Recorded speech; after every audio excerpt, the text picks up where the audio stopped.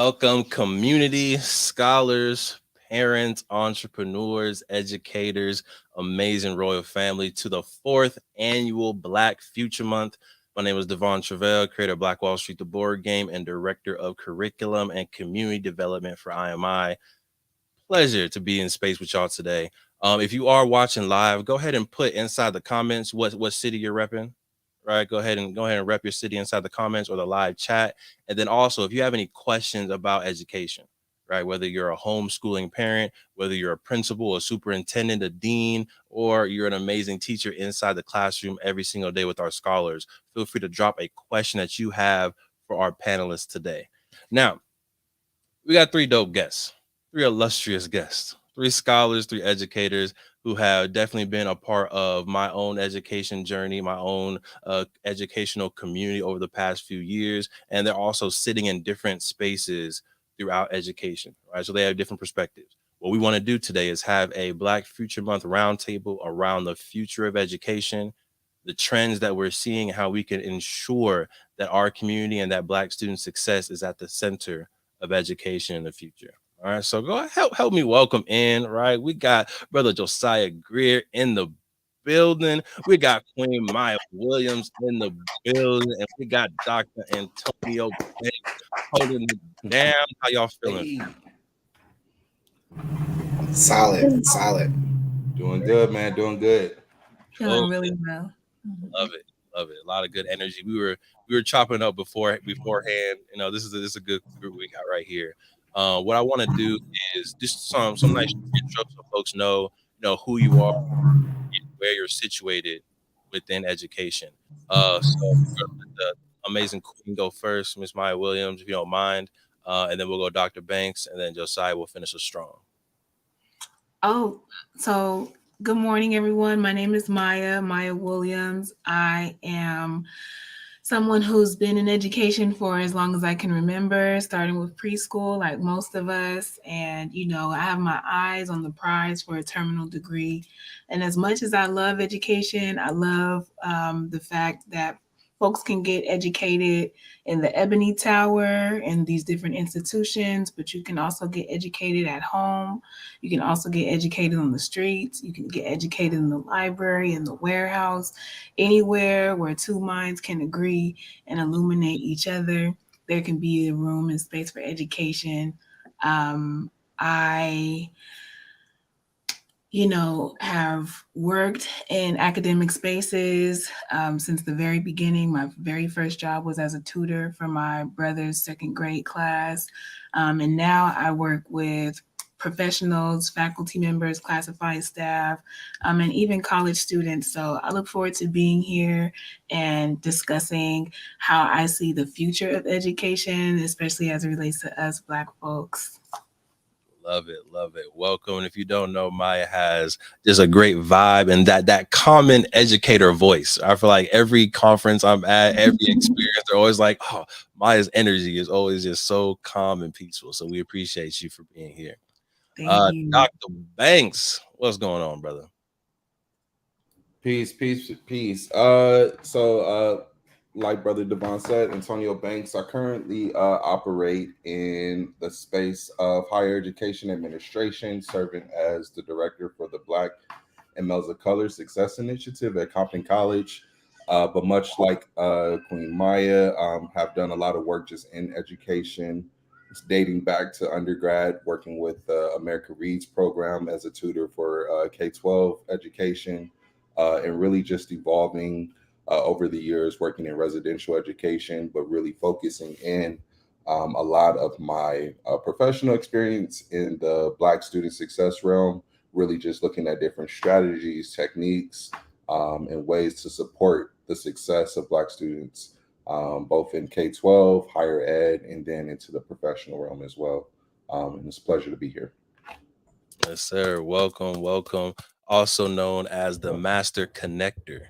Right. Everywhere I go, he's always trying to connect somebody. Right. I love to see the Master Connector right there. Appreciate you, King Banks. Last but not least, brother Greer. Good morning, everyone. My name is Josiah Greer. I work in education as well too in administration. I currently serve as the Assistant Director for African American Recruitment at the University of California, Davis. I have been working in higher education for over a decade now. I love what I do, but I also educate people. Aside from reaching out to, the African American population and people from the African diaspora, I love educating people on the value of themselves, on financial literacy, on really just motivating and inspiring people to be their best self to the best of their ability. So I'm just glad to be here. This is year 3. So I appreciate y'all for still continuing this because I think a lot of people can learn from this. And I think, honestly, the fact that you all recorded and posted, it gives people an opportunity to go back and see the growth each year in the development. So, yeah, this is amazing. I'm just glad to be a part. Of course. Thank you. And unfortunately, y'all missed the amazing affirmations that this king was giving me before this round table, just pouring into the cup, a motivator, an illuminator, and appreciate y'all for rocking with us for 3 years so far. So let's jump into it, right? We have some set questions, but panelists, if there's a different path that you want to go, if the conversation is leaning a different way, or if there's something from the community, we can definitely switch up. But I wanted to, of course, highlight something that, some of our folks are saying. One, that this is the education dream team right here, right? The education dream team from different perspectives. We also got Penny Douglas in the building, executive director from the William H. Douglas Foundation, Inland Empire, Los Angeles. Welcome to the conversation. If you have any questions, make sure you put them inside of the chat. All right. So, question number 1. To you, what is the true purpose of education? All right. What is the true purpose, the true value of an education, specifically in 2023, when you're looking at, students going to K through 12 system, going to college, going to community college, taking online classes? What is the true purpose in your opinion? And this can go to anyone. I'll look at the body language to see if anybody's feeling like jumping into this double Dutch conversation first.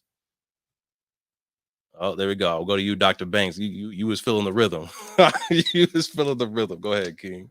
You took it back to double Dutch. I was just thinking about that. I haven't seen anybody on the streets doing that in a while, but I guess I could hop in here and just share. Really, I think it's about some of those baseline things, right? About informing the individual and giving you a holistic overview of, just things that you need in order to be successful in life, right? And maneuvering through life.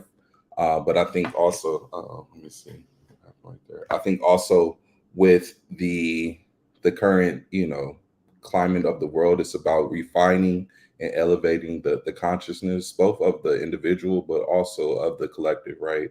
And really thinking about and being intentional about the skills and the passions and, just the innate abilities that each individual has and how that can contribute to the collective, right? And that's why I think spaces like this and other spaces that are alternatives to traditional education are important, right? Of course, I think traditional K-12 and higher education are always going to be in play, but it's important to do that self and community education, like Ms. Myia was talking about. Just in different spaces, educating one another can happen in any type of arena. It doesn't have to be in the classroom. And as we've seen over the last few years, when we think about Black Future Month, right, we've seen how education can transform relatively quickly depending on the circumstances or the desire to change it, right? So I think as we continue on, it has to be about refining and elevating the individual, but also the collective of the community, for sure. Nice. I like those keywords: refining and elevating the individual. Dope. Thank you for starting us off. Let's see, Myia, Josiah, any thoughts? Definitely.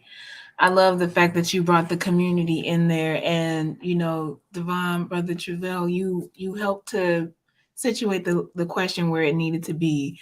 What is the importance of the purpose of education today? Because I always am thinking, like, if we were not bombarded by certain societal pressures and requirements of today, what would still be the purpose of education? And for me, the root of education is just to it's a human right. It's the right to understanding your human self and others around you, and really being able to express yourself from that. You know, I remember being a young person. I don't know why I'm just stuck in the second grade today, but I remember being in the second grade and learning how to write in cursive, and learning at home from my mom how to write in cursive because that's how she signed her bills. And I remember being encouraged to just write in print because that's what the class was doing. And it was something so small as just wanting to enjoy writing, that education, you know, had a chance to either push me towards my own human self, my own expression of self, or to put me in the box. And so real education is, you know, supposed to open you up and get you out of that box and allow you to either see yourself or see others, or say this is for me or this is not for me. But ultimately, you know, I think that all of us here can agree we got into the paths we are in because we like it, you know, and we have the education to support those likes, those interests. And so I think that's what education should really do, is support the human for, you know, that exploration and expression. Love it. Like, and it's okay to go back to second grade, Myia, right?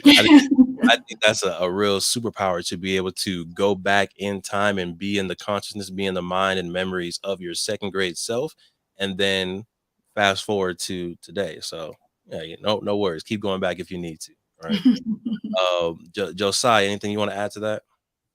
I mean, it's not too much more than what these, bright minds have already said. I think it's about, furthering the community. A lot of, like, when we talk about the people from the African diaspora, living in America, a lot of our history has been lost due to colonization. And Mm, so we find ourselves now trying to figure out what our purpose is, what our what our history is, what our legacy is. And so I think that part of education is to kind of train the next generation, and educate them about what has happened and what the possibilities could be, so that they can kind of move it forward. I think that there's this old saying that says every time an elder passes, a library burns. mm, So that all that information that they have, whether it's just grandma's recipe, right, like in the kitchen, or whether it's what happened to great great granddad that caused him to move from Texas to California. um, it's about learning that and understanding what the capabilities are, what the limitations were, and what you could do without those limitations in the future. I'm a huge Marvel fan, yeah. and so when you think about Tony Stark, right, and this person was groomed as a child to be Iron Man, essentially. And if you watch, Iron Man 2, you can see how he like goes back into what his dad made for him to be able to prepare. And he said, I can't do what you have the ability to do because of the limitations of my society, my generation, the technology. But I'm going to set you up so that you can take it even further than what I had ever imagined. And so I think without that push, that education, that knowledge, that information that his father was ready to pass on, and without him being ready to receive it, then I think that he would never have become the person that he was, and ultimately being an Avenger and saving the world and so on and so forth. And I think that's a superpower to have, not just to be intelligent, but to have the knowledge of the history of where you came from, the history of what materials were used, what limitations they had, so that way you can kind of develop it. We're here today talking on computers, where somebody 50 years ago had imagined that every day somebody's going to have a laptop in their hands, or a small computer. So that, to me, is the purpose of education, about furthering our society, giving the children of the future just a hint of an idea as to where they could possibly take it, and then let them take it as far as they can. Yes, that was a dope. And I want to do a pivot because I'm also a huge Marvel fan. All right, shout. Yeah, you too, Dr. Bates. I see you. Come on now. Shout out to the universe. But you brought up something really dope, which is right. Tony Stark's father was also responsible a little bit for his education, for the culture and the habits of who he was. So how much of education is on the parent, the family, the village, and how much of the education should be on the institution of education, right? Whether it's the college, the Montessori schools, the elementary schools, what is that balance in your opinion? And this is open for anybody who has some thoughts on It starts in the home. it. Mm, It starts in the home. And I know that our predicament as a people has, put us in different situations where certain parents, maybe didn't have what they needed to where they can instill that. Or I understand the different challenges and gaps within our upbringings. But I do believe it starts in the home. I'll say. Yeah, I think that it definitely starts in the home. I mean, that's your family is your first educator. Mm, That's who you learn from before you're even in a formal education system. You learn from your family, from your parents. You learn from your siblings. If you're a younger sibling, I have 10 siblings, so I learned from my older brothers, my older sisters. I learned a lot of information, and I process things a lot differently than they did because they didn't have anybody kind of doing things before them to learn from. Oh, don't do that. You're gonna get a whooping if you do that. I'm cool. You know what I'm saying?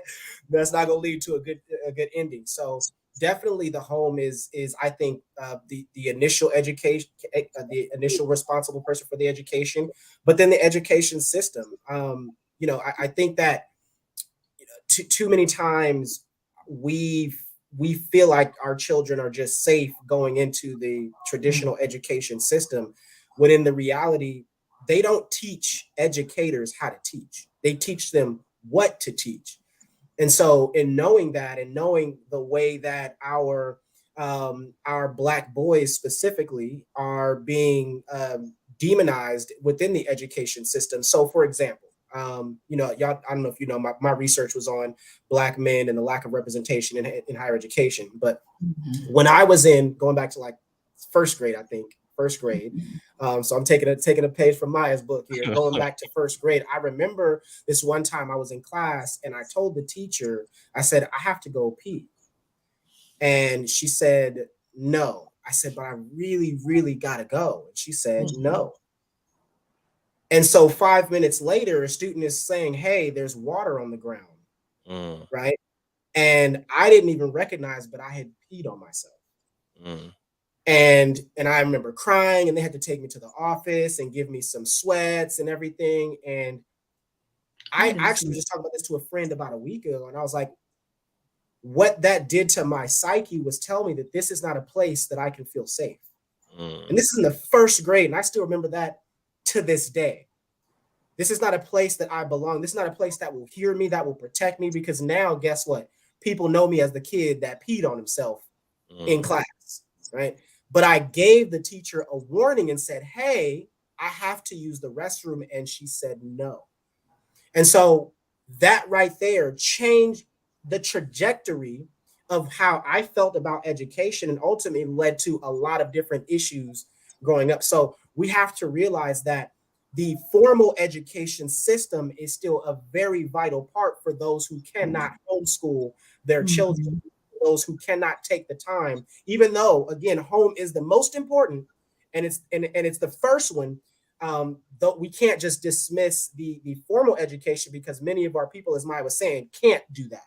They right. can't afford to homeschool. So I think that it has to be that balance, because it does take a village. And I think that for those who can't afford to homeschool, even though I'm all for homeschooling, if you can, please do it. But for those who cannot, I think it's important that we still put pressure on the formal academic system.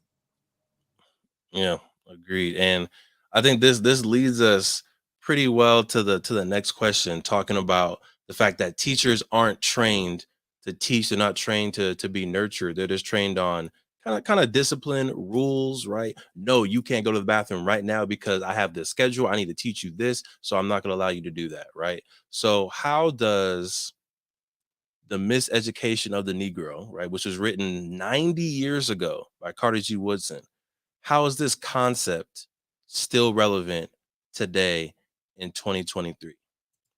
All right, when we think about the miseducation of our students, of ourselves within the institutions, is this still relevant?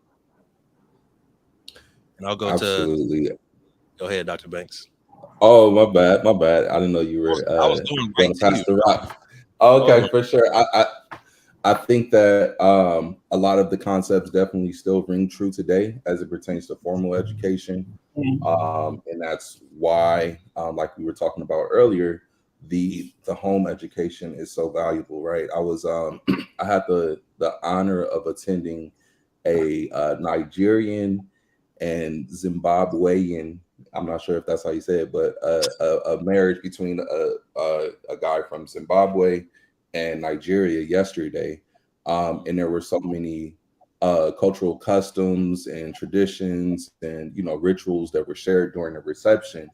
And one of the things that stood out the most to me was the fact that there were so many children there that were bearing witness to what was going on, right? So those seeds of their people and the rituals and the customs and the education and the wisdom that's imperative to a people were being sown in them early, right? And I think that that's something so often that a lot of folks in our community aren't privy to, right? And we don't have that privilege. And that's why it's important for us to go back, right? Kind of like that, the spirit of Sankofa. We have to be more mindful about going back to learn that information, right? And get that knowledge. Although formal education doesn't really create too many pathways by which we can access that information, the information is out there, right? So when we think about education,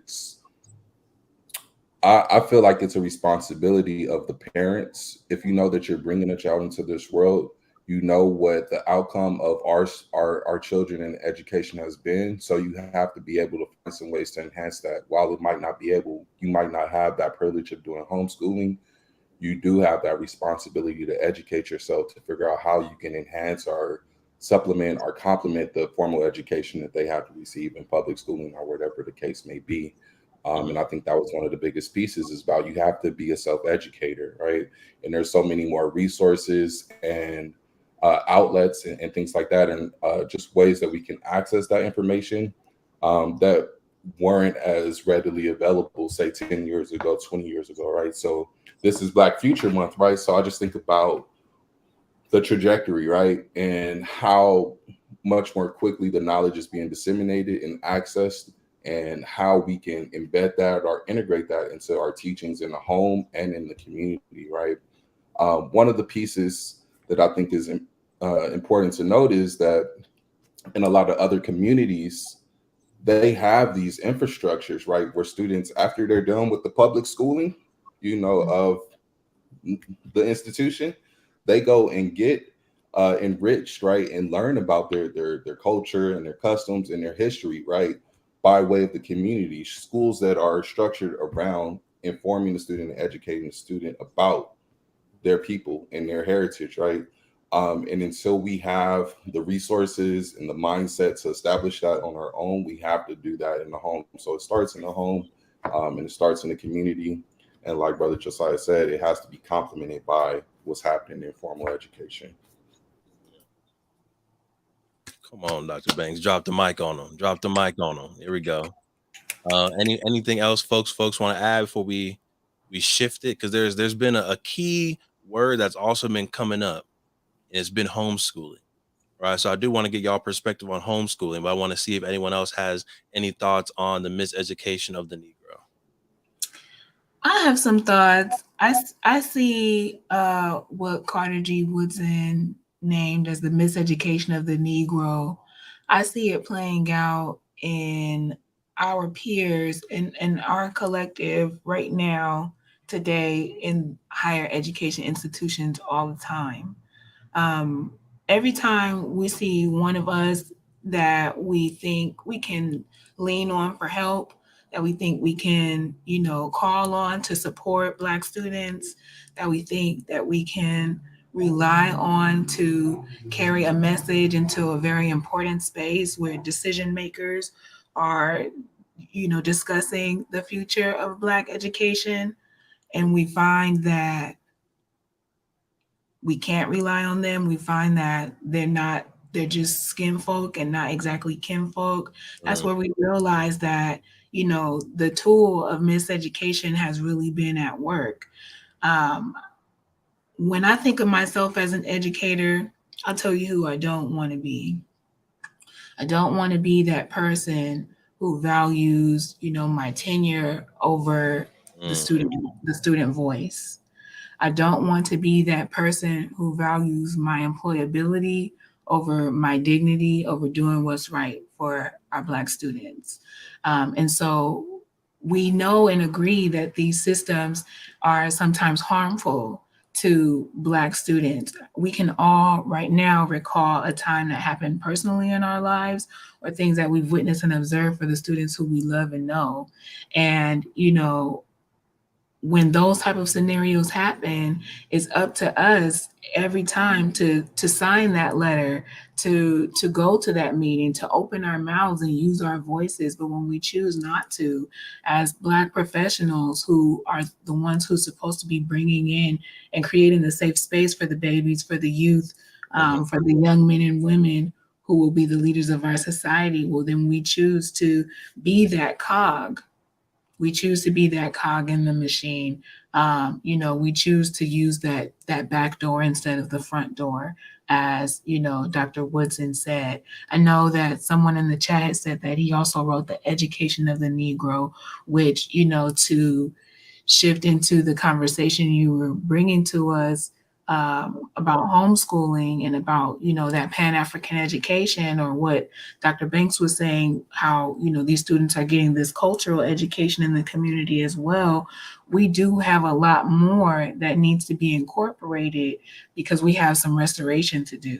mhm. Uh, but as far as the miseducation of the Negro, I know that those of us who are doing this work of education, sometimes we have the right intentions and our hearts and minds are in the right place and they've been illuminated, and sometimes they very much are still in those boxes. And we do harm to Black students too if we don't have the mindset to always be looking for how we can restore, how we can do things better for ours, because we came through this system as well. We came through it as well, and we just have been having those points of interception where we do get that culture, where we do get that love and that guidance and connection. But if we didn't get it, who knows, right? So Yeah, and you bring up a great point that unfortunately, as an educator, sometimes it's not quote unquote safe or professionally advantageous to support Black students directly, right? So I think it's an interesting scenario where you might be a principal of a school, you might be a teacher of a school, a professor of the school, and your job is at risk when you start to teach a certain way that illuminates the minds of melanated scholars. And hopefully we can get to a future, get to a situation where that's not the case, right? And I think a way that we can get there is by establishing our own Saturday schools, establishing our own public or community school systems, establishing our own homeschooling co-ops. That way, we are at the forefront, but our Black students and their success is also at the core. So I wanted to, bring that question back up on folks' thoughts on homeschooling, and we can even make it personal if you care to share. If you are interested in having kids in the future, would you homeschool your kids or would you want them in the public institutions? Right, in this random scenario, right? Don't know y'all stance on kids, but if you were to have children, would you want them to be homeschooled by you, your partner, or a collective of people that you know and trust, or would you want them to be, get that social experience and be in the public school education? Um, I think that I'll kind of answer the last question and this question at the same time.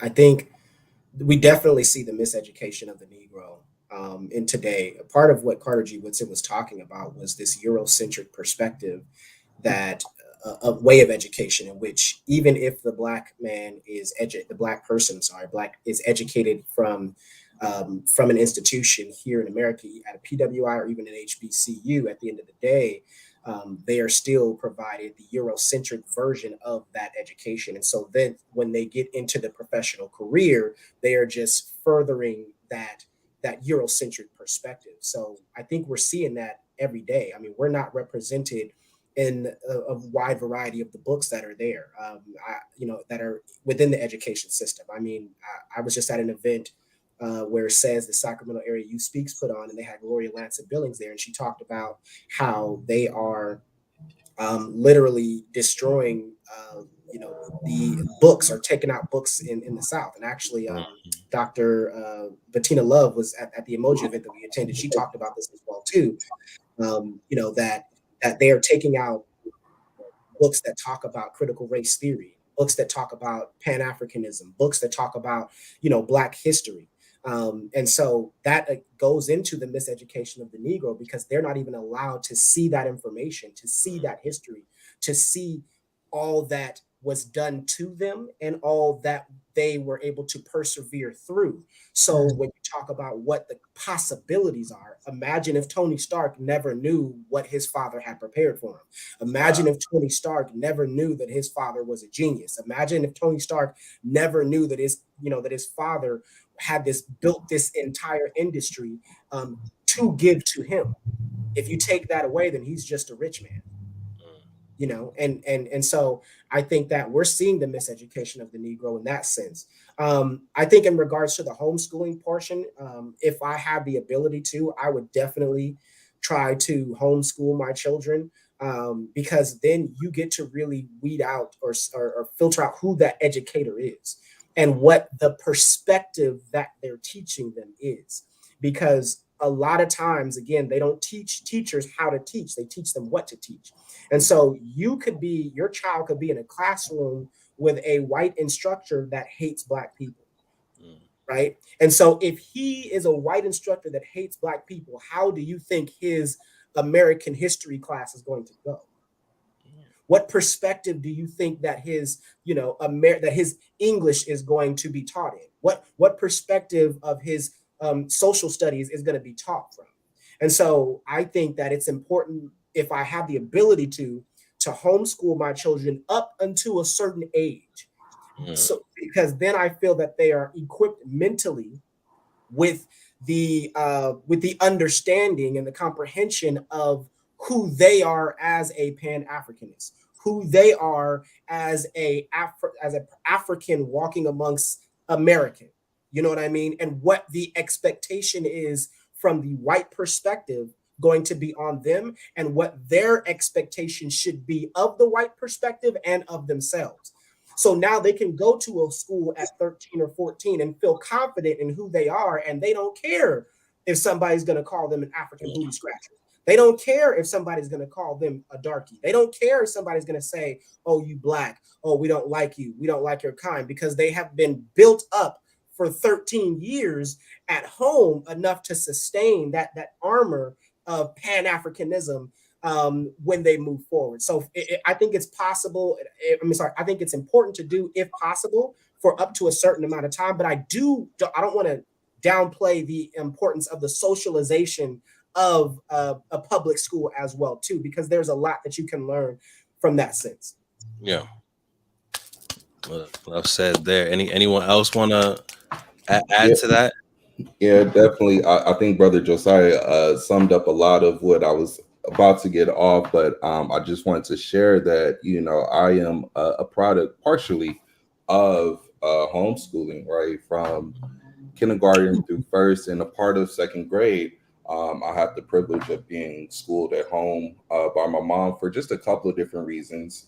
But she kind of saw the landscape of education at the time and really decided that, hey, right now I have the ability to, so we're going to get a lot of at least that foundational, education wrapped up at home, right? And so I made the transition to traditional public school somewhere in the beginning of second grade, and the impact of those first couple of years of being at home were very apparent in the classroom right away. One of the things that I was also fortunate to have was the fact that my second and third grade teacher were both Black women. So that education that was rooted in love at home was extended in my first couple of years in K-12 education, right? And so, we, by formal education, we did have to say the Pledge of Allegiance every day, which my mom nipped in the bud real quick when I was in second grade and had me sit down. She had me take a note to class to say that my son will not be saying the Pledge of Allegiance in class, right? But followed by that, we would sing Lift Every Voice and Sing in class every day, right? And so those teachers were able to instill education, but also love in us, right? And so it was very apparent. Um, my third grade teacher, both of my teachers, they were in the what was called the Gifted and Talented Education Program. So GATE, people in LAUSD might be familiar with that. But my third grade teacher, her name was Miss Francine Battle, and she would say, "I want a mix of all different students. I want what's been deemed as academically gifted students, but also what's been deemed as the problem child students in classes. Give them all to me and watch what happens." And she was able to instill so much love and understanding into the students that those that were deemed as problem children, at the end of the year, they had made that complete 180, right? Because they were just being misunderstood. Like Josiah was talking about earlier, they were not being received with love, but they were being received with a bias, right? They were being perceived like a perceived bias threat. And so these Black women had the opportunity and ability to pour into us, right?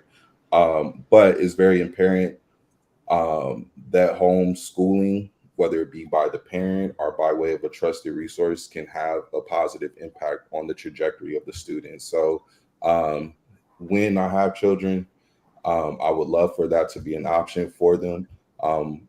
I would love to go up until middle school or whatever the case may be, but I think that, like Josiah was saying, that also has to be complemented with different socialization opportunities for them outside of being in the home, right? So it's important to have them involved in extracurriculars, which can also be rooted in being culturally enriching and informing them about who they are as a people. But I think that we can't. One thing that I know we can't do as a community is rely on public schools to be the root of all education for our students. So whether that's a composition of homeschooling or a hybrid of the two or whatever the case may be, we can't trust institutions that are historically rooted in Eurocentric beliefs and ideals and values to train, develop, and educate African minds. The recipe for disaster.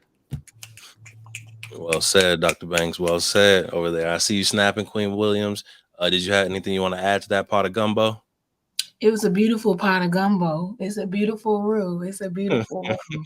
I think that when it comes to us being parents or in the future, future parents, again, the miseducation of the Negro also includes how we relate to each other, even our own children. And so if your child is telling you that this is not a safe space for them, or if our students are telling us that, these things, these aggressions, macro aggressions, personal aggressions are happening to them, then it is for us to support them, to advocate for them, and to show them how to get out of that space, how to get what they want from that space, or how to navigate it. One of those three, or remove them from the space entirely. I agree. I would love to homeschool my children, at least for the first 5, if I was, just blessed with that type of lifestyle, to do that for my youth. And then, yes, to get them into the schools, to be an example, to be there for other children, to get their own experience, and to add to the texture of public education. But yes, we ourselves, we have to believe our students. Anytime I got a call home, I knew my mom was on my side, hands down. And that does so much for a child to know that these people saying whatever they want to say about me, I know that mine got me.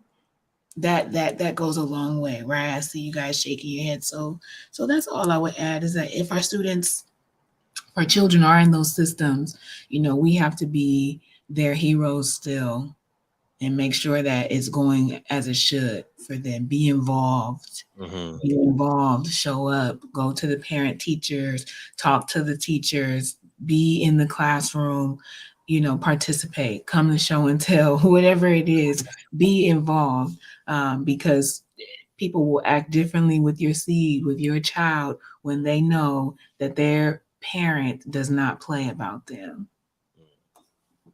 Love that. Love that. And I was shaking my head when you were saying the oh, come on, yeah, Josiah was feeling it. There we go. I was shaking my head when you were saying, if I ever got a call home, my parents, have my back, and they knew they were always on my side. I was shaking because my experience wasn't that exact experience, but I definitely wish it was. I think I got a lot of calls home in elementary school because I was perceived as a disruptive kid. I got really good grades in elementary school, middle school, high school, but I had a lot of energy. I was talking, so I would get a lot of calls home, and it would result in what it would result in. And I think, yeah, I see Josiah do it. Is yep, y'all know what the parents did back in the '90s, right? So I do think it's very pivotal and important for parents not to assume that the teacher is telling the truth, right? Because I think I would come home and say, I'm not lying. This is what happened. They were like, no, you're lying. That's not what happened. The teacher said this. Y'all are assuming that the teacher is telling the truth, that they don't have the bias, that they're not misconstruing things, right? If two students are talking, but only one student gets in trouble, what's really the truth in a situation? So I just really wanted to harp on that. And then the second thing is, I didn't gain my personal confidence to be a full entrepreneur, to walk in royalty, until I learned about Tulsa's Black Wall Street, until I learned about Mansa Musa, until I learned about what my ancestors had built previously, right? Because all throughout K through 12, I was told that Black folks, that Africans were slaves. Right. That's it. That was the only Black history that was exposed to me about people that looked like me in a classroom full of people that didn't look like me, right? If you look like this word is associated to your body, right? It wasn't until maybe after college that people started really saying like, oh no, it's Africans that were enslaved, right? Before that, it was all African Black people, slavery. It was a one-to-one identity relationship. And that's the power for me of wanting to homeschool our kids someday, is really wanting to make sure that at an early age, those seeds of identity are planted in them, that they can be an engineer, a business person, a doctor, a yoga instructor, right? A fashion brand. Like, they can literally do anything they want because their ancestors before them have a limited potential, unlimited possibilities. So we're team homeschool. Just to say that we are team homeschool.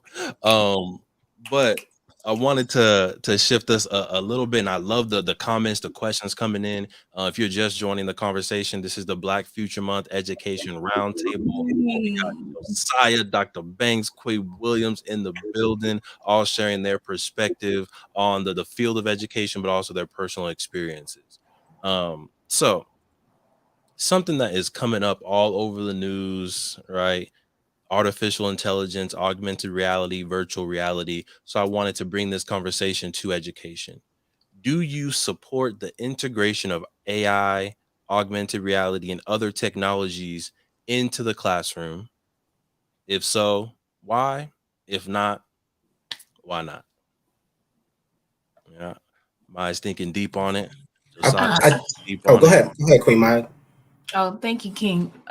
So yes, I do support it. Why? Because it's happening. It's a part of our reality. And I do not want to see any additional gaps in wealth and education, and ownership. I don't want to see any additional gaps persisting that will, sustain the power dynamics for Black people as they currently are. So, with that being said, yes, I do think that we should go ahead and, expose our students to this and let them become masterful in the ways that they will. Mhm. I have my own personal little fears, because technology is changing so rapidly. And it is something that I don't want for myself to get left behind on. I certainly don't want for our youth and our collective people to get left behind on. Morehouse University, shout out to Morehouse, man. They have an experience, a virtual experience, where their course is using AI and virtual reality to basically provide an experience of the Ma'afa, of the transatlantic slave voyages. And so students are being captured in Africa, they're being put into those dungeons or castles as you know them. They are being chained and transported onto a ship. They are being placed in very tight quarters, and they are overseas. They are landing. They are getting off of the ship. They're seeing sunlight for the first time after a very long time. It's a lot, and I can only imagine what that means. Spiritually, I don't know what that does to a person, and I don't know what the ramifications or the benefits of that type of experience will be, but it's happening. It's happening, and it's happening to great extents. Mm. So I just want to put that in the room for us as well as we talk about this question. Yes, thank you. And Josiah and I had, and Dr. Banks had the privilege, but also a very unique experience of going to those castles, going to those dungeons in real life. And I can only, like, we weren't bonded. We didn't go through like the full Ma'afa experience, but just being inside the dungeon alone was a very emotional and spiritual experience. I can only imagine doing the whole Ma'afa virtually. Um, Josiah, I know you were about to jump in on technology, AI within the classroom, within education. Yeah, I think kind of like piggybacking off of what Queen Maya said, it's happening. What with or without us, and if we're not a part of the creation process, then we're playing catch up, and we know what playing catch up is already like. So why would we put the next generation in that same stance? So I'm for it, um, because we're gonna have to find a way to ensure that AI doesn't replace who we are or what we do. They're talking about AI, taking a lot of jobs in the future, and AI is great, but it should never substitute, that human experience on a mass scale, Mm. because we know that violence and poverty are typically linked together. And so if we want to avoid that, then we should be a part of the creative process, and maybe even the lawmaking process of artificial intelligence and social media and just technology as a whole. I mean, our laws are like hundreds of years old. And so how is it that technology is so far advanced and it's moving so fast? I mean, can you imagine if you showed someone right now an iPhone 1? It would be like, it's like, what? Like, what are you talking about? An iPhone 1? It doesn't even, like, you can't even do emphasis on your text messages. Like, you can't do nothing, right? So imagine showing somebody a sidekick right now, right? Or like they'd be like, what? A sidekick? Like, you mean you actually have buttons like that you push? Like, that's crazy, right? So technology is moving so fast. And so I think it's important for us to not only be in the creative aspects of it from the artificial intelligence perspective, but also to be a part of the lawmaking process. So that Yes. way we can ensure that this technology doesn't replace us. I mean, I'm from the Bay Area, and I remember when there was an option in the Bay to even give cash at the toll booth because there was a person there that would give you cash back if you had a $20 bill. Now it's automatic drive through. So, and that was because of the pandemic. All those people were laid off and to this day are still not employed because they replaced it and said, we'll just do it automatically. We'll send you an invoice. So we have to be able to be a part of the lawmaking process to say, although this is necessary, this AI is necessary for the development of our people and our future, it cannot overtake the human touch that's necessary, or the jobs that are necessary for people to be able to create a livable environment for their family. Oh yeah, agreed. And shout out to the sidekicks. Right, in middle school, I was so jealous of everybody that had a sidekick. I used to pull up. I had my mom's pink Razor as my first phone, so it was not it. It, it was not it. Everyone, aim me. Who had aim? Y'all had aim. You had the Oh, away message. What? oh, we've come a long way, man. Appreciate that road down memory lane, King. Dr. Banks, anything you want to add to that on technology in the classroom? Most definitely, man. I'm a part-time techie. I used to be a full-time techie, but I think that there's a lot of different things. I think Myia and Josiah hit on a lot of them.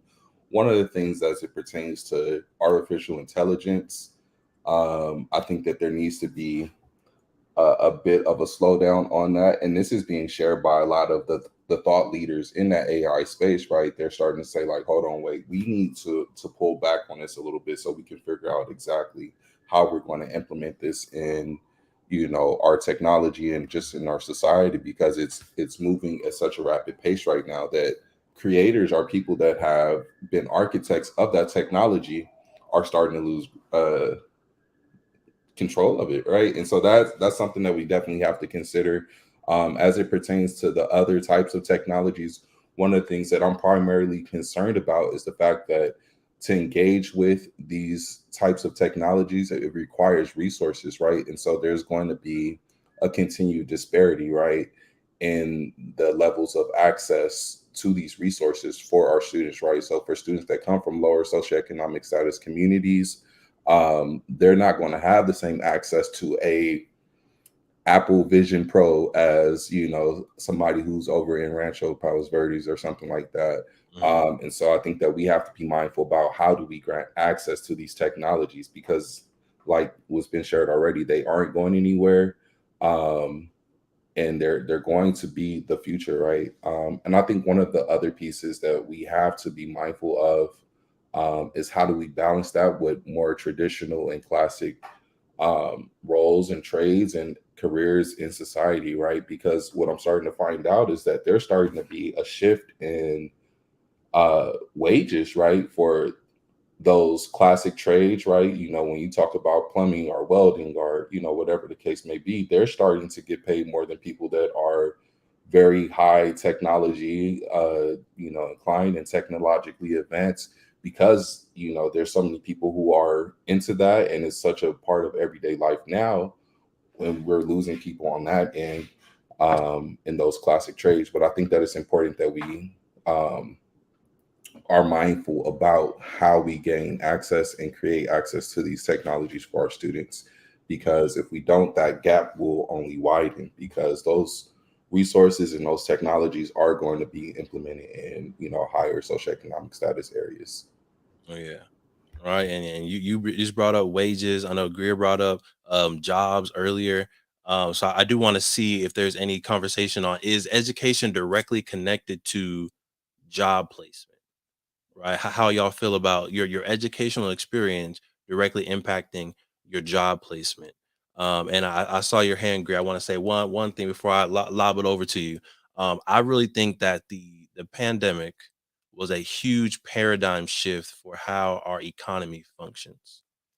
I think for a certain period of time, we couldn't engage with people, right? Whether it's teaching, whether it's going to the grocery store, you had your mask, you had the big guard screen and stuff. Like there was a lot of barriers to doing hand to hand business. So technology was used to fill that gap, right? We already had those self checkout grocery stores, but now Amazon starting full on full automated checkout stores, right? Where you don't need to talk to a cashier at all. You can order everything online. You can have a shopping cart, scan it. It's craziness, right? McDonald's, right? If you travel internationally and domestically, a lot of McDonald's have the screens where you don't talk to a cashier. You order on the screen, and then you pick up your order at the window.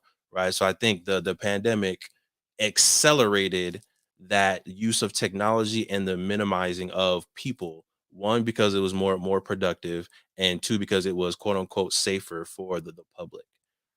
But I think that's the future that we are heading into, unfortunately, right?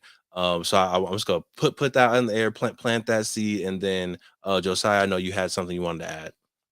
Yeah, I just wanted to also, I think it was like Einstein that said that technology would get so great that everyone would become dumb. You know Mm, what I mean? Because we're so dependent on technology. I mean, how many people can read a map, latitude, longitude? How many people can tell a clock, the time on a traditional clock, right? Not with the numbers. So, when you think how many people can actually do the mathematical equation written out on paper without just typing it into a calculator. These subtle things, right, that seem small, ultimately when you compound them, it's going to be drastic in regards to how someone's able to even function without technology, right? Because everything is great when we're up. It's all great when America is the number one great country, right? But we've been on top for a while. You know what mm, I'm saying? And if you study history, at some point, somebody else comes and takes over, right? And of course, I'm hoping and praying that it's not in my lifetime, not in my future children's lifetime, not in my future children's lifetime. But my thing is, what happens when technology? What if you're lost and you don't have any cell phone reception? How can you get home? How can you contact? Even in just think about this. Remember when you would call someone and their phone number popped up? Not mhm, just their name, their phone number. And it helped you memorize the number that was doing it. But now, if you have a phone, only the name pops up. So now, if you get in trouble or your phone dies and you say, "Hey, can I borrow your phone?" You don't even remember what the phone number is that you need to call to get mm, help because all you have is it's under John Doe, right? So we're so dependent on this technology that it ends up making us dumber. And so it stops our ability to function or to progress in that sense. mm. Being over a lot. Oh, here we go. Come on, Maya, jump in. No, I mean, because the thing with the AI and, seeing it as a tool, for me, that's also my fear for the youth is that this immediate information it could be interrupting the critical thinking process. It could be interrupting out the skill and the educational development that allows for us to connect the dots. The synapses between our brain, they fire off, and something happens when you have an aha moment. And with AI creating these ahas for us and just presenting the digested facts versus what we put together, it is a challenge. And for me, there's this tension between not wanting for it to be, yeah, this is how we used to learn back in the day, so this is how you need to learn today. Is that exactly true? Maybe not, so there is a little room to give and get because things have changed. But my very first experience with AI chat GPT, I'll say that because I know there's been other AIs, like Hmm. when that code pop up and it say this code was found in your text message, right? But my first experience with chat GPT, define Africana studies, define Black studies. It's a question that Black studies scholars, Africana studies scholars have continued to debate and contextualize for years. And I typed that question in, and this AI provided an answer that was, citing Malefi Keti Asante, citing Maulana Karenga, citing Clenore Hudson Weems, citing Manning Marable and Mandy and Rowe, and just citing these scholars that you had to read, and you had to choose what of their text you were pulling out versus the AI chat GPT pulling it out as if it read it and giving you the quote from their text. It was amazing but it was something that I know that I myself and other scholars would have had to work very hard, put a lot of thought into that type of response for it to be real and actually be our own. And back to the question, and I'll say this and I'll get off, but back to the first question is, what is the purpose of education? And my response had to do with the human right of it, the human illumination of it, the exploration and expression of it. And if we're relying on AI to that degree, then where does the human expression come in? Yeah. We're exploring, sure, but where does that human expression come in? Yeah. That's the question for me. Like that. Anything else? And something that came into my mind when you were saying that, Maya, and to a certain extent, I agree with you. I do also have had a very interesting conversation with ChatGPT, and I feel like when I ask it a lot of Black centered questions, like around Black Wall Street or around African history, it doesn't give the best answers, to be honest with you.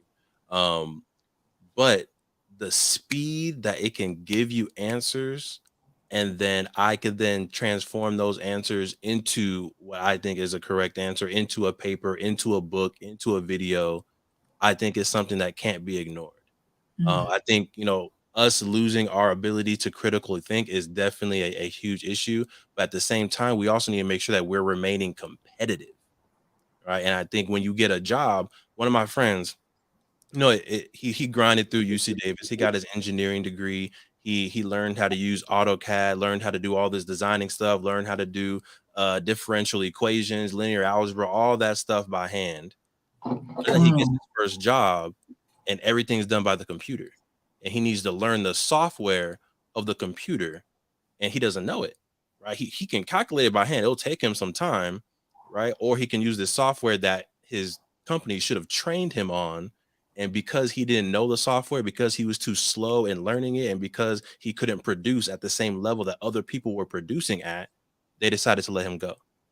Right. So it's you get that kind of battle on. Yes, it's important to be critical and do things by hand, but then when you get your employment and you need to be competitive in the market, and everyone in the market's using technology and you're doing it by hand, now you're at a disadvantage either for your own business or for the company that you work for. King Greer, talk to us. Yeah, I just wanted to kind of follow up with your second question about education and career, and this correlation. I think that sometimes we overvalue a it's hard because I work in education, right? So, but we overvalue to a certain extent what this degree means, right? Mm, So sometimes people will say, well, if you don't have a degree, you're unqualified for this job. Well, is the job consist of the duties or does it consist of the degree? mm, Because a degree is just a representation that you have done research or you have a specific amount of knowledge in a particular field. So it means that you could be a qualified candidate for this particular area of study or field, right?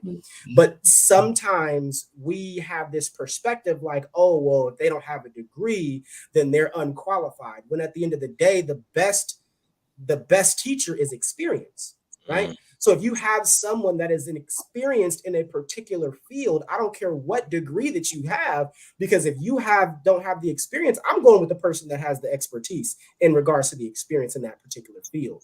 I know recently there was this whole talk about, or not whole talk, but I was in this for Pan-African graduation at Sacramento State, and Brother Hakeem Krum, who was actually in the chat earlier, he gave the keynote speech for the Pan-African graduation this year, and he talked about the whole Ebony K. Williams thing, where it's like, oh, I'll date somebody if he owns the bus or this or that. And what he said in his speech was, he was like, don't allow this degree to have you feel like you're canceling out your brothers and sisters, or like you're better than your brothers or sisters because of this particular degree. This is supposed to help you in regards to the knowledge and information that you can gain to qualify for a job. But at the end of the day, that doesn't make me any better of a human being than my brother who didn't go to education. Because as a person who's first generation college student, college graduate, I'm going to tell you that I grew up in the same household with people who didn't go to college. And the only reason that I made it is because of luck. It's the only reason I made it. I was doing the exact same things that they were doing. The thing is, they got caught and I didn't.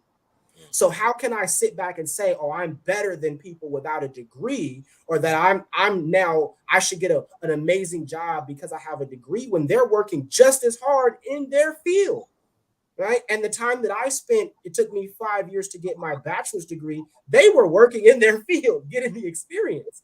Right. So I just think that although a degree is helpful and it can help you qualify for certain jobs, we need to slow down on how we just automatically rank people. Oh, you got a degree, so you're here.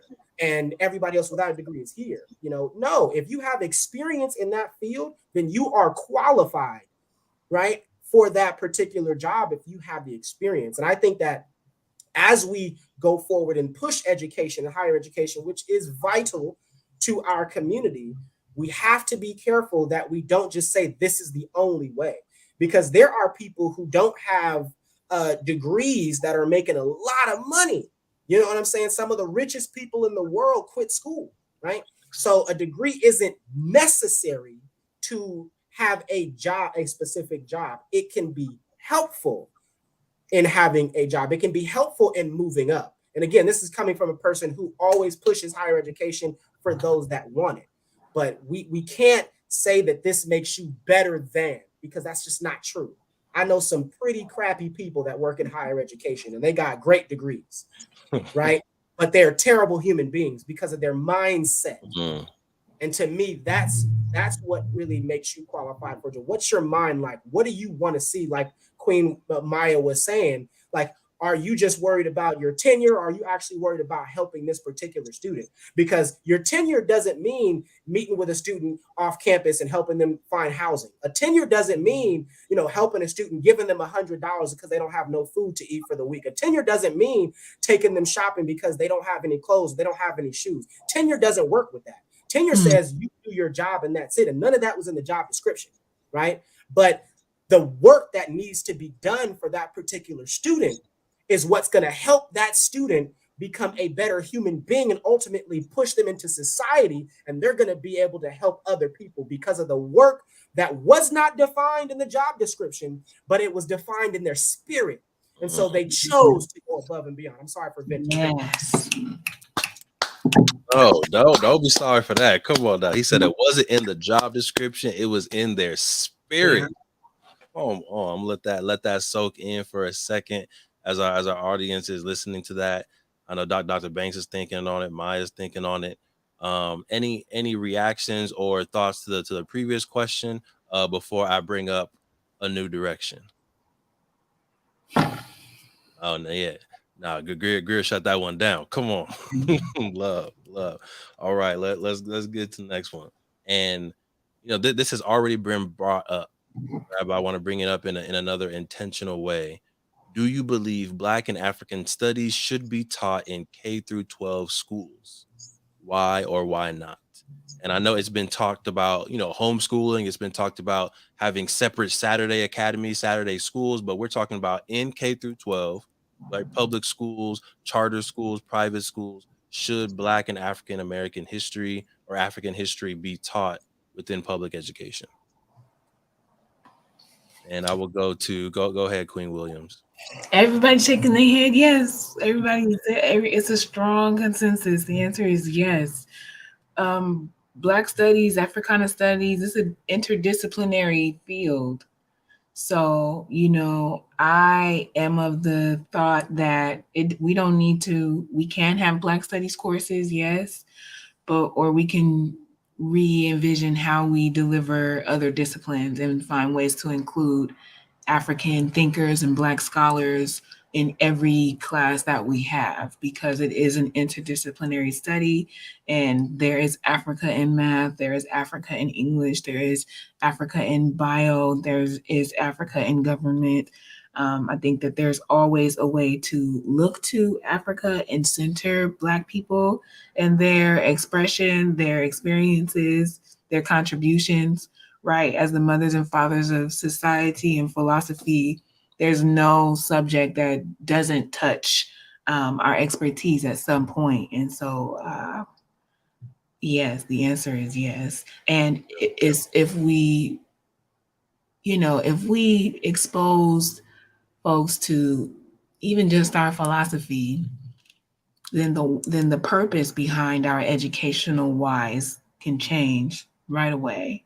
Because we've been talking about education and how it relates to lifetime outcomes for employment, get in the bag, but for some, education is for another reason, or it can be, and if we don't have the exposure to those thought patterns, then we might not discover that, right? Let's say. And I want to bring up Yeah. So I just want to hop in here and really just share about the engagement factor, and the importance of Black studies and how it can really just have an impact on how long our students stay engaged with school. We know that our students start to be disengaged with school because they don't see themselves anywhere in the curriculum, usually outside of the big three, right? We talk about the big three with Rosa Parks, Martin Luther King, Malcolm X, but besides that, we don't see ourselves in the curriculum through K-12 ever, right? And when that happens, you start to be disengaged with the work and with school. But I think that if we are able to bring that, whether it be in a specific, Black studies or African American studies class, or intersectionally, as Myia talked about, I think that we can have tremendous impact on the outcome of students staying engaged throughout the K-12 and into college, right?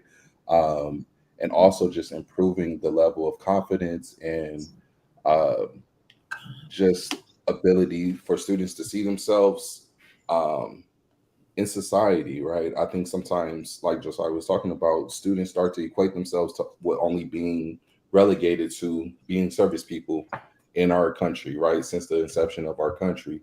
But when we know about the impact and the contributions that we've had to the greater society, let alone the United States, students can walk and stand on that a little bit more confidently, right? Mhm. I think the reason why you see so many of our youth gravitate towards certain professions or aspirations is because that's the only places where they're being highlighted, whether it be entertainment or athletics or whatever the case may be. But we've had an impact on every facet of the development of this country, and so if students can see mhm. that earlier on, those seeds can be planted, right?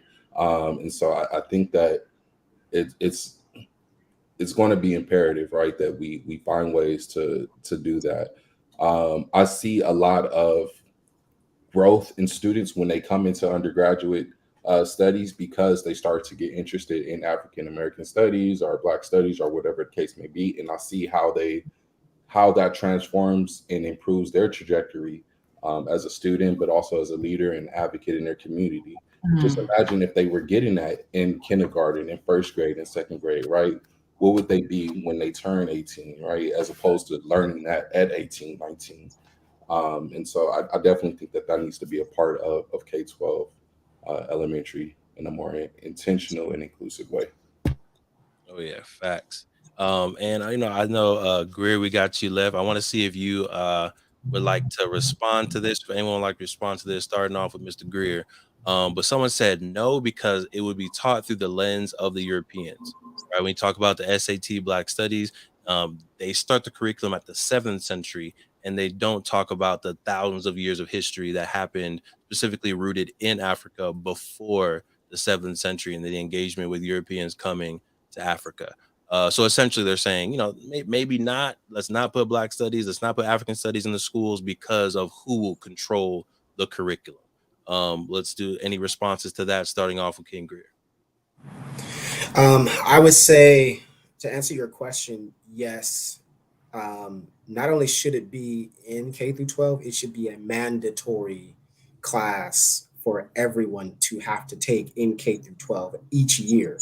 I understand that they're saying no because it's going to be taught through a Eurocentric standpoint, which I completely wholeheartedly agree with. the fact that it's going to be taught from a Eurocentric standpoint, but that's still critical information. Even though it's missing thousands of years of information, I think even just teaching about what our African people have been able to overcome in America, and able to accomplish in America. Not just talking about the slavery and the civil rights, but I'm talking about the inventions, the technology. I'm talking about the science. Those type of learning about that information at 6 years old, 7 years old, 8 years old, I think it will, like Dr. Banks was saying, change the trajectory of what someone can do and has a possibility of doing. Now, do I think they should teach about the thousands of years before that? Absolutely, wholeheartedly. Should they talk about the inventions that were stolen from our people, the thought process that were stolen from our people? They should talk about that. They should talk about how people still are trying to figure out how the pyramids were created, and to this day they still can't figure it out, right? We Dr. Banks and Devon and I had the privilege of going to Ghana, where we had they taught us lessons about the history of our people, and for the first time I got to see a visual example of how long our history goes back and how short of information that we know personally, that I've been taught personally. And so that, imagine if I get that idea in second grade. Now I know, one, I have the ability to then develop an interest in Africanism, Pan-Africanism as a whole at a young age. So now I'm interested in doing research about it at that. I have the opportunity to, the option to, because when you only get information about a Eurocentric or a Eurocentric focused perspective of other things, right, of American history, of Civil War, of World War II, things like that, then I don't even see my history as an option. I'm from the Bay Area, and I didn't find out about the Black Panther Party until I got to college. Wow. I'm from the Bay Area. I grew up on free lunch. My entire K through 12 experience, free lunch every day. And I did not find out that the reason I have free lunch is because the Black Panther Party invented it in the 60s and 70s.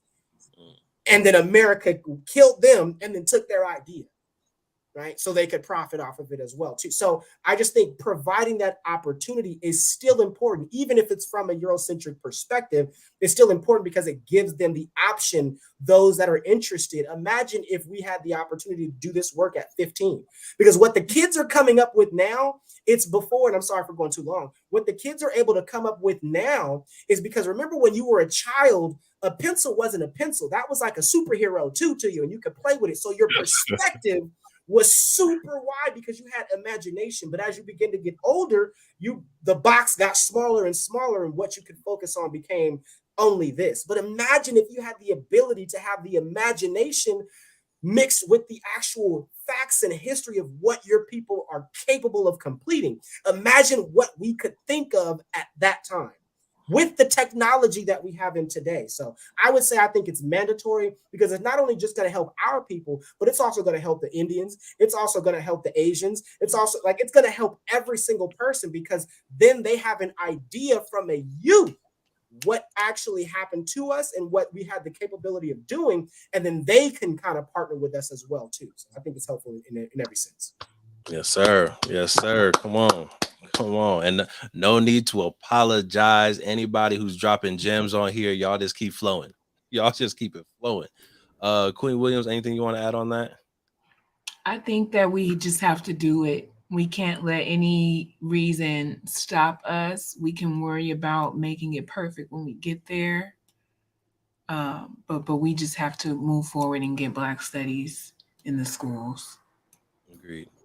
Agreed. And to kind of take it a slightly different route, but also just talking about putting Black studies in the schools and the importance of Black studies. That is one of the things why we started IMI. Right, we started IMI specifically for two reasons, and I'll go ahead and put it up on the slide. Number one, we started to increase access to Black studies courses for our K through 12 youth. Right, making sure that our K through 12 youth are able to experience who is Mansa Musa at 5. Right, the fact that we can build an entire city, learn that Tulsa Black Wall Street, Rosewood, Seneca Village, right? We can build entire communities. If you know that at 8, at 9, it makes you move a little bit different.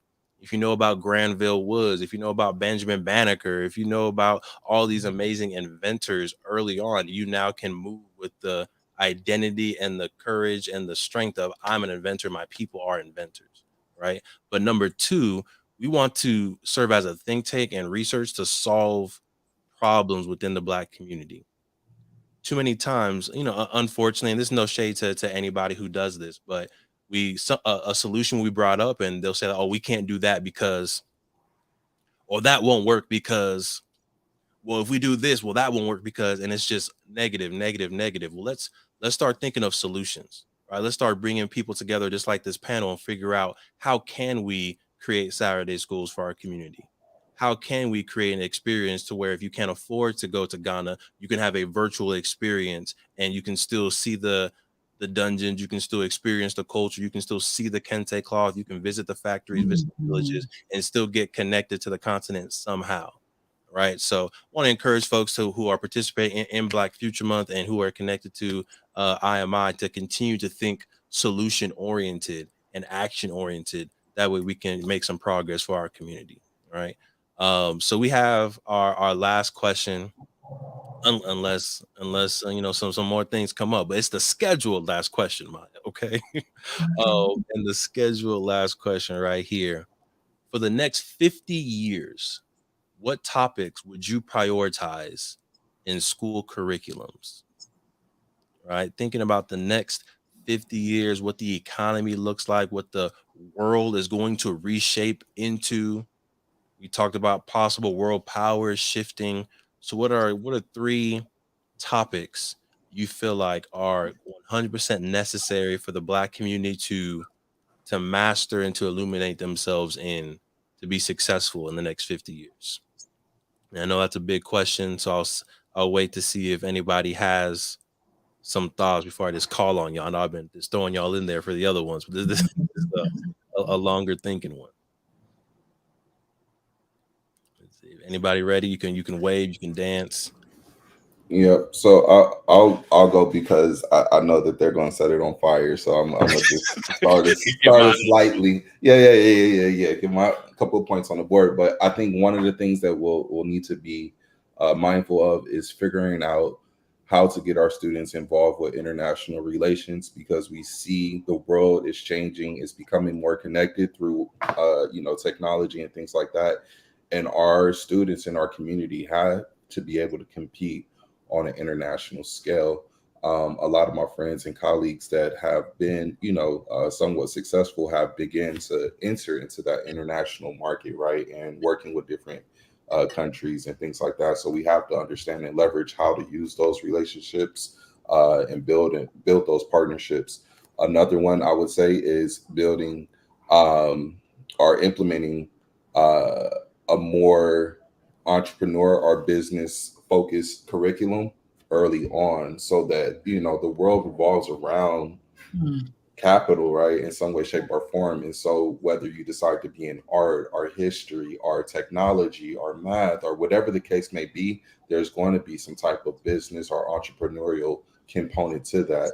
And so our students need to understand that earlier so that they can infuse the two for stability within the community and increasing the wealth and the knowledge base and everything like that in our community. And the last one I would say is really just what we were talking about here, trying to figure out some type of universal Black curriculum that a student from California, a student from Florida, a student from New York, they know at least these baseline things everybody knows across the board. And it goes beyond just what happened after the transatlantic slave trade, right? What happened in our culture prior to getting here, right? At least at a baseline level, something that everybody has. So I would say those are 3 of the main things that I'll be focused on for the next 50. Nice. We say international policy, business, African American history. Love it. Thank you, King Bang. Thanks for starting us off. Who would like to jump in next? I see Maya's unmuted. There we go. Yeah. So I want to shout out to Sinclair Walker in the chat who says health and wellness. I feel you 1,000%. The two things that I was going to contribute that I think we should focus on over the next 50 years would be independence movements, international independence movements, as well as nutrition and wellness. Yes. Um, I think that by studying independence movements of the globe, we we in turn we study power, we study oppression, we study liberation, we study strategy, community organization, um, policy, law, society. We study all of these things when we think about independence and what that has meant. I think that it would be a critical study that will allow us to move forward in towards a good and just society where we really are seeing each other as human peers, regardless of ethnic groups or heritage. I think that a global study of independence movements would really bring people together, and it will really change the way we relate to one another and change what we do with the power and the privileges that we acquire over the time. I think that studying nutrition and wellness will help us to survive. I think it will also help us to relate better and to potentially, um, just have more life, right? Um, I've realized that the gut brain connection is a big deal. It's a real thing. And it matters what you eat when you eat it. It matters if you have enough greens. It matters if you got enough citric acid, if you got enough water. And it's going to determine if you're able to think clearly or if you all foggy. It's going to determine if you walking around cranky, if you haven't given something a break for a few days and allow your body to adjust. It's going to determine if you bright and ready to learn or if you're not ready to learn, and help you identify, why am I so sleepy, why am I so lethargic, what's going on. You can identify those things and just have a healthier life, avoid that sickness creeping up on us. And again, even just in how we relate to each other, it comes down to your daily mood sometimes when you think about your nutrition and your overall wellness. So I would like to see those two things be a focus for us. I think it would really transform. Since Sinclair give you some love as the health nerd in the chat, she's loving this whole gut health mind connection. I'm sure she's going crazy. All right, thank you. Real. All right, brother Greer. I'll try to say some things that wasn't already said because I mean it's kind of hard to follow all of them. They have some great ones. One of the things I would say is um, taxation. Mm, I would go in depth about our tax codes. I think that's important because it's something that we have to file every day, but we know nothing about Mm, unless you do the research yourself. So to me, I think if for the next 50 years, I would teach people about the taxes and all how they're structured and how they're set up and who benefits from what and what type of loopholes there are in those taxes to be able to help you or to help your community. The other thing that I would focus on is the importance of ownership in real estate or land. Because I feel like if you own the land or you own the buildings in which the schools are being conducted or the hospitals that they have or the grocery store, then you really can own your own community. You can push out your own agenda in that sense, and you can really reshape the way the community functions, because no matter what, if they don't follow your guidelines, you saying, hey, listen, I'm about to kick you off, and we're mm, going to get somebody in here that know how to follow the plan. So ownership in real estate of not only just homes but also the schools and the hospitals and the grocery stores, all of these places. If you own the land, then you can determine what what goes on top of it. What are mhm. they deciding to build, and that ultimately can create reshape the community that sense. And then the last thing is I'm trying to word this correctly, but political campaigning. I think that there's not enough education on what political campaigning means for us, like a structural form. Like, listen, if we want a particular person in office of presidency, vice president, whatever it is, we need to make sure that we understand how that financing works, how that, how that support works. So that way, when we get a person in office, it's not just what you gonna do for us. It's when you gonna do what we told you were supposed to do, and that's why you were elected. That's why you were funded. That's why we gave you the support. And if you don't, you will never win another political campaign again, because we will never finance you, and we will finance your opposer because they will do what we told them to do. So I think educating people on that process, I think, is important, because they determine the laws, and the laws determine the society, how we function.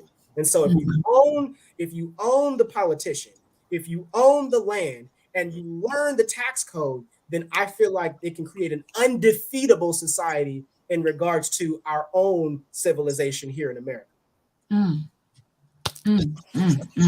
This man had the nerve to be like, I don't know what I'm gonna say. I don't know what I could possibly say. Come on, man. Well, I feel like they took all the good ones. So I had to they talk about health. I'm like, man, I ain't got nothing.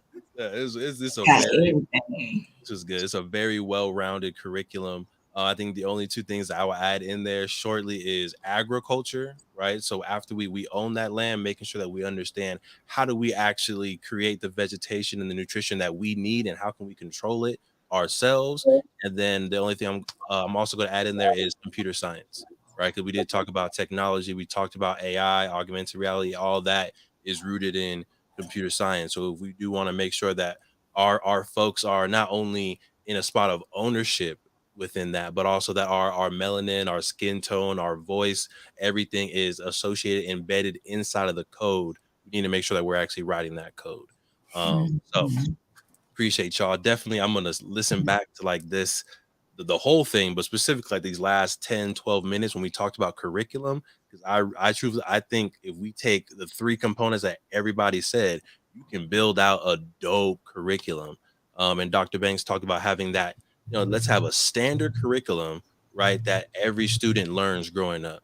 And I think if we're trying to build a Saturday academy, if we're trying to have a curriculum that homeschooling families can just download and take and run, having these 7-8 things, and maybe add in some Swahili, add in some tree language, add in some other little things, you can now build a standard curriculum for the Black community to use for the next 50, 100, 200 years. All right. Love it. Appreciate y'all.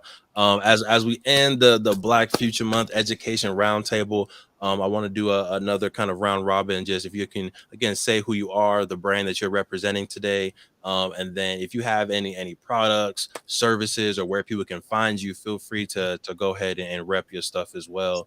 We'll do the same thing that we did last time, beginning with Queen Williams. We'll go Dr. Banks, and then we'll end with Brother Greer. All right, everyone. So again, my name is Myia C. Williams. I am the founder of CW Fortune.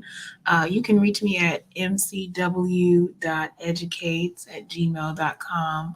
Pray for me as my website is under construction. I do currently provide some services and support.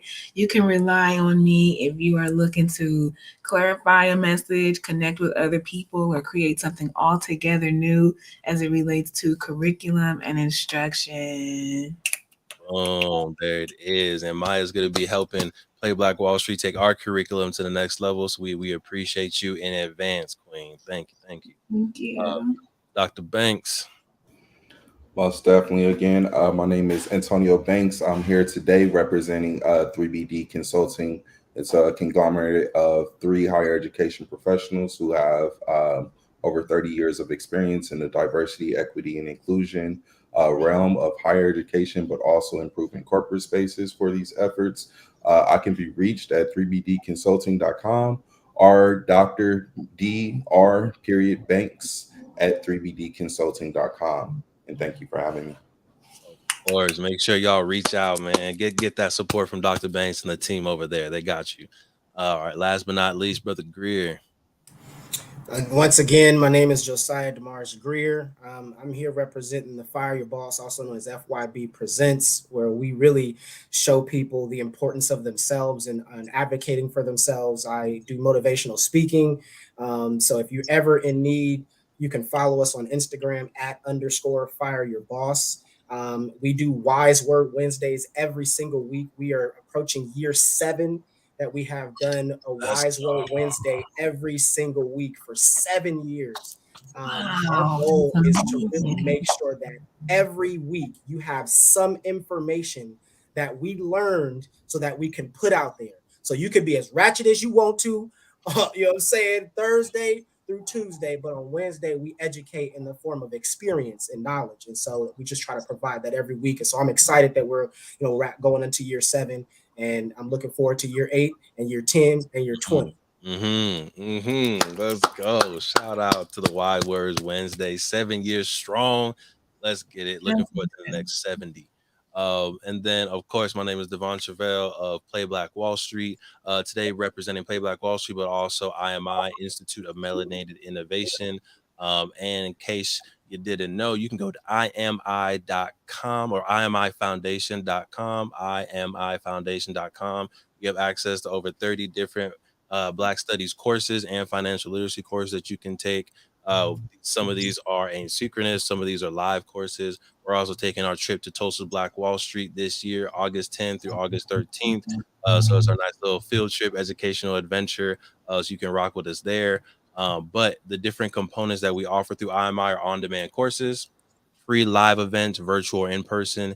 And then we are working on our incubator and accelerator program for folks that have business ideas and they need some support in creating a true product or service. So definitely make sure y'all tap in.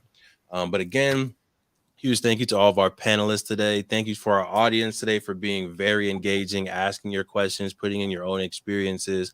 Next week, we will have a Black wealth conversation. We have more panelists coming back and some new panelists joining, talking about how can we ensure wealth for our community, increase ownership, increase home ownership, and making sure that we can build Black Wall Streets all across the world. So make sure y'all tap in again next week. It's going to be on Saturday, June 17th, the day before Father's Day, 10 a.m.